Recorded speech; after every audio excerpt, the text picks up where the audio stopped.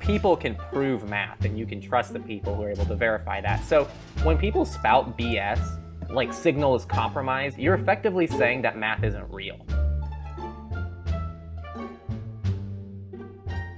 And this also doesn't account for the fact that Firefox's market share is further weakened by cheap imitators. Now, I'm sure this isn't as bad as the cheap copies of Chrome or forks of Chromium, but I would advise that you stay away from most forks of Firefox. A lot of them struggle to receive updates in a timely manner, so if you know what's good for you, stay away from them. I'm gonna have to go ahead and sort of disagree with you there.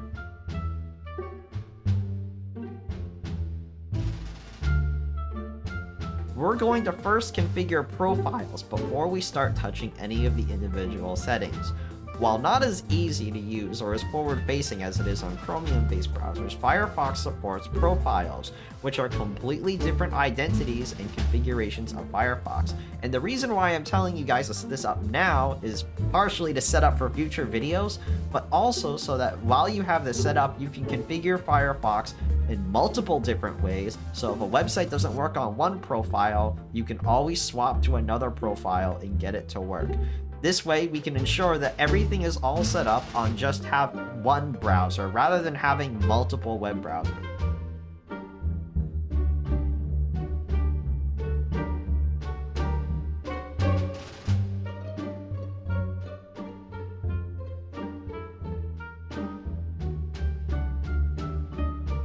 I know out of the box, Firefox isn't all that great. The search engine is a little bit invasive, it has a lot of goofy sponsored links if you live in Freedom Land, Pocket is lurking at the top of the corner, Mozilla collects ridiculous amounts of telemetry about you, which they never cite as helpful or in any form or fashion. But rather than fix all of that right now,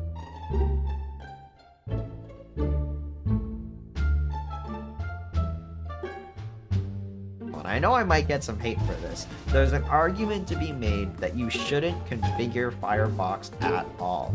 Configuring Firefox in extreme ways can cause websites to be more suspicious of you, or websites will just break down altogether and then you can't use the website at all.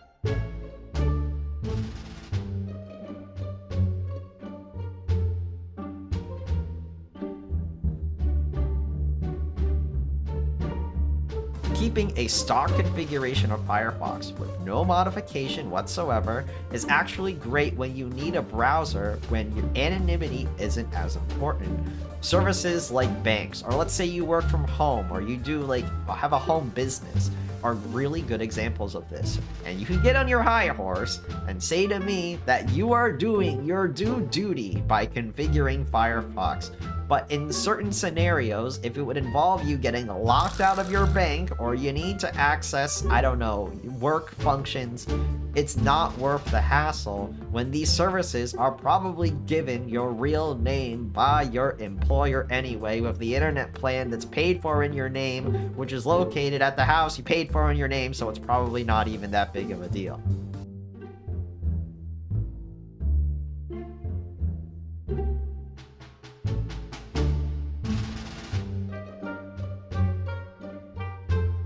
Keep Firefox there, and while you use it, you can use it with the peace of mind knowing that you're using a web browser which doesn't support the 80% monopoly of the other web browsers.